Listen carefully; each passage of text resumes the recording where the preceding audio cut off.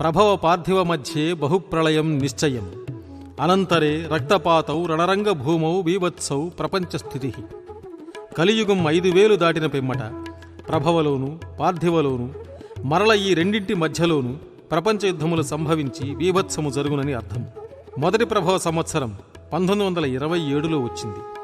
ఆ సంవత్సరం జూన్ 4వ తేదీన మొదటి ప్రపంచ యుద్ధం ఆరంభమైంది. పార్థివ సంవత్సరం 1945లో వచ్చింది. ఆ సంవత్సరంలో రెండవ ప్రపంచ యుద్ధం వచ్చింది. మరల 60 సంవత్సరములకు ప్రభవ 1987లోను పార్థివ 2005లోనూ వచ్చును. ఈ రెండింటి మధ్యన మరో ఉపద్రవం సంభవించగలదు.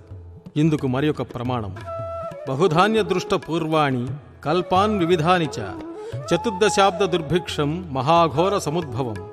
బహుధాన్యనామ సంవత్సరం నుండి అనేక ప్రళయముల వలన 4 సంవత్సరములు కరువు కాటకములు మరియు మహాఘోరములు సంభవించును. ఆకాశము ఎర్రనయ్యేను, 6 మతములు ఒక్కటయ్యేను, 18 వర్ణముల వారు వీరభోగ వసంతరాయల కీర్తిని పాటలుగా పాడేరు.